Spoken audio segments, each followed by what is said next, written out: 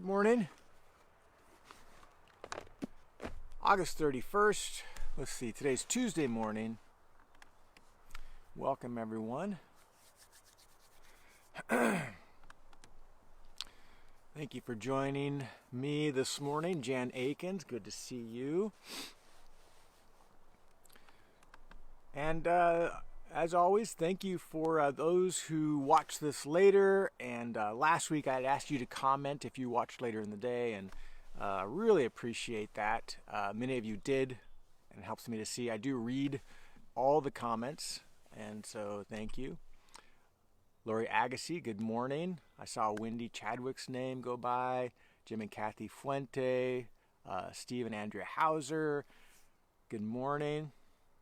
Mom, good morning to you.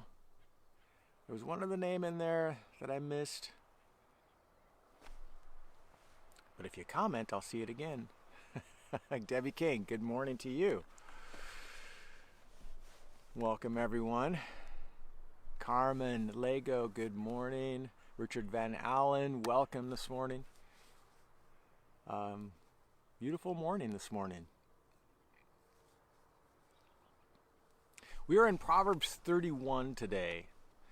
And, at least when I think about Proverbs 31, I think about the Proverbs 31 woman, right?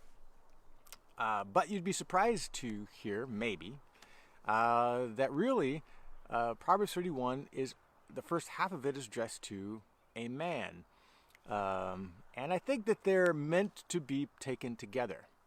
And so I have entitled today's devotion as a Proverbs 31 man and woman.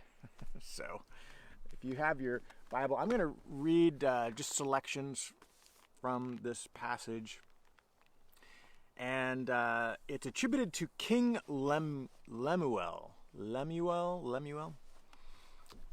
which isn't a king of Israel or Judah. We don't know anything about this king. But we just, as a reminder, Proverbs are a collection of wise sayings attributed to different people. Like Solomon wrote many of them, but these are King Lemuel's wise sayings. And even though they're attributed to him, he is recording an oracle or a wise saying that his mother taught him. Okay, so even though he is writing this, he is attributing the credit to his mom. So, which is interesting. I'll point out the fact that if we studied the whole book of Proverbs, what you would find is primarily a father gives counsel to his son. In general, in the proverb writing world.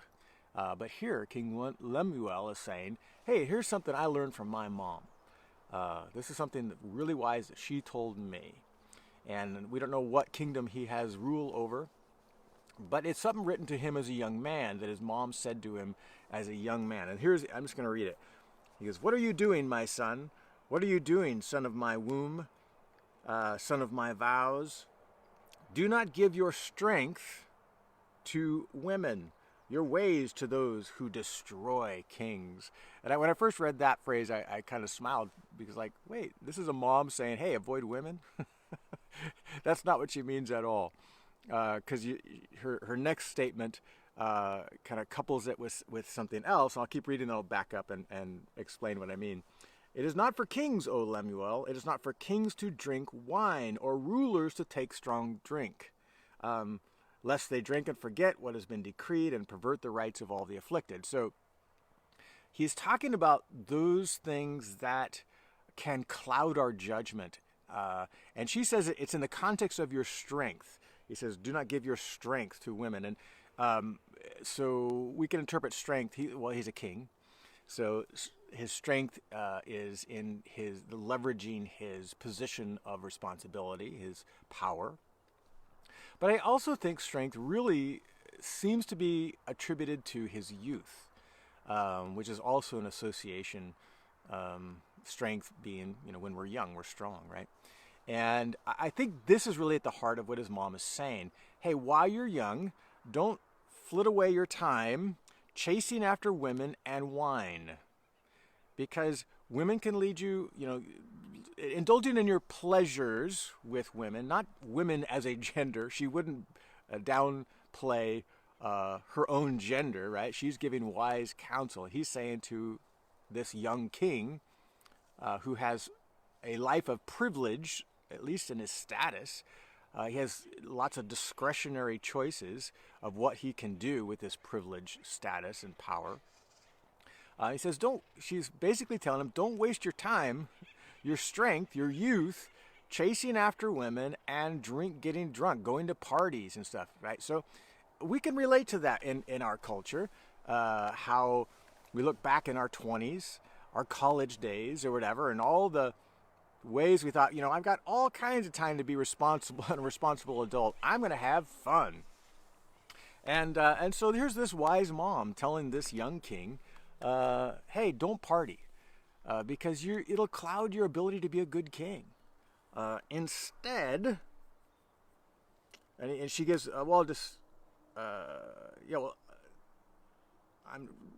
I'm weighing whether I should read the whole psalm or not, because there's so many things that we don't have time to get into.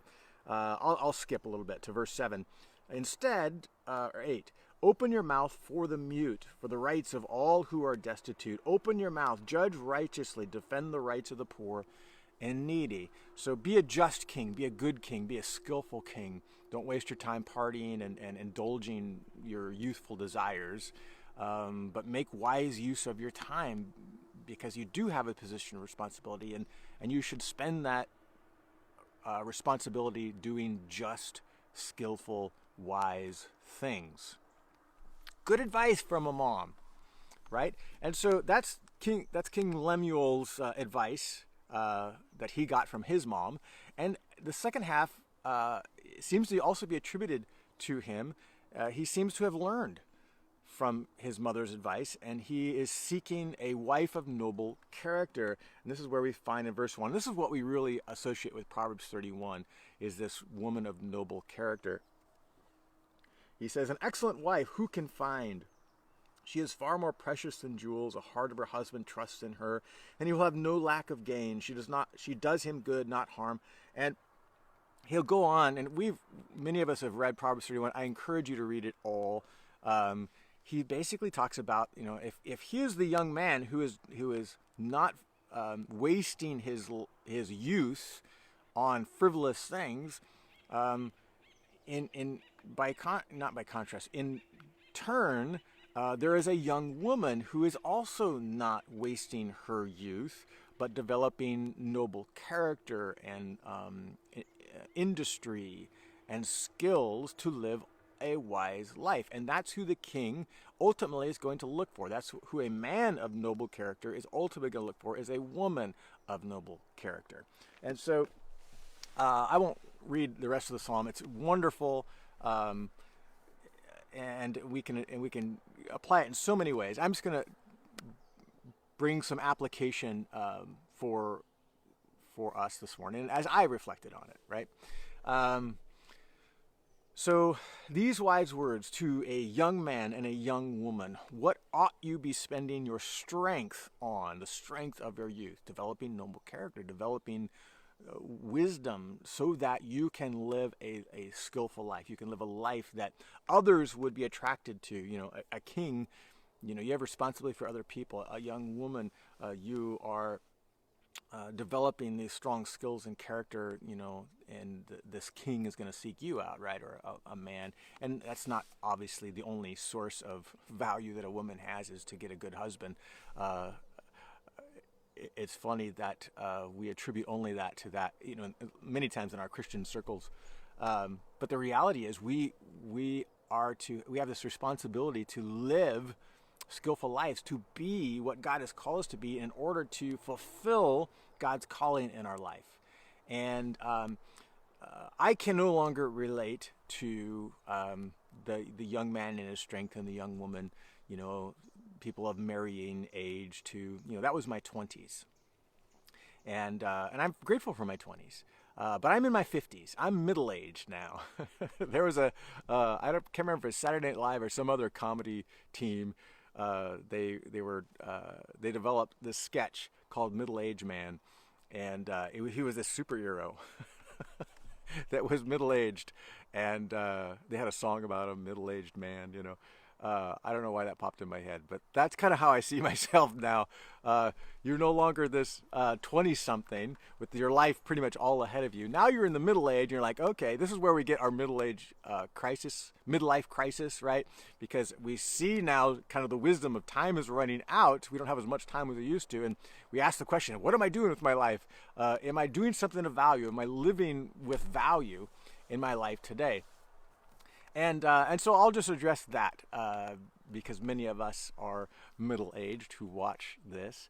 That I just feel like it's so important to glean the wisdom of these Psalms, Psalm 31, Proverbs 31, who is really addressing people in their youth.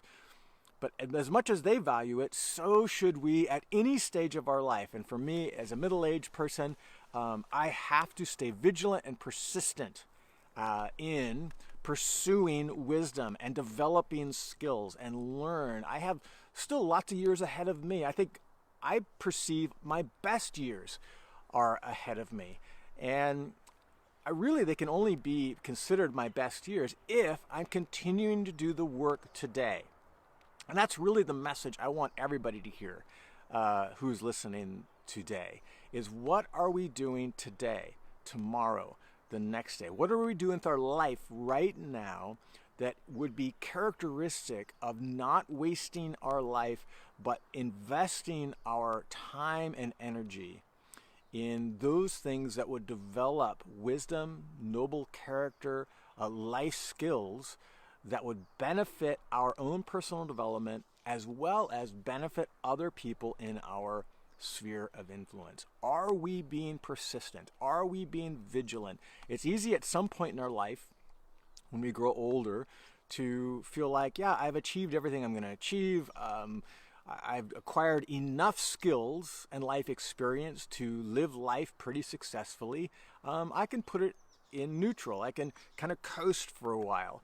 And just enjoy all the work that I've done. And certainly we should always celebrate the work we have done to this point, but I think there is great danger in putting it in neutral at any point in your life. I hope that when I'm 70, 80, I still have the gears going and I'm attempting to grow and develop skills. It is a lifelong, ongoing pursuit that we must be vigilant, must be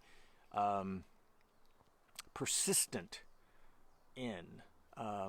We have this new 9 a.m. class, developing emotional maturity, and most of us in that class are middle-aged, right? There's some youth and there's some older, but there's a lot of us who are just out there in the middle of life, and sometimes when we can kind of measure maturity, and especially if we're measuring in areas where we have a sense that I'm lacking in something, we think, man, I'm like really 10. I talked about a measurement of time to measure maturity. 1 year isn't a good measure as much as 10 years is, and you can think of that span of time like 10 years.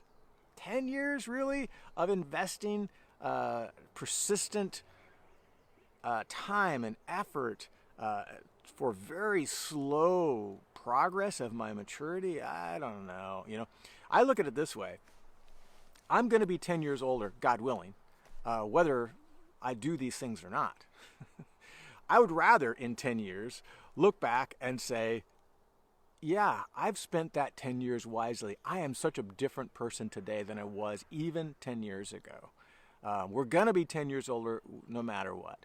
I would rather spend that 10 years at the end of them saying, I lived them wisely. I invested my time. I'm growing. I'm continually developing who I am so that I can be a person, a man of noble character. So I want to appeal.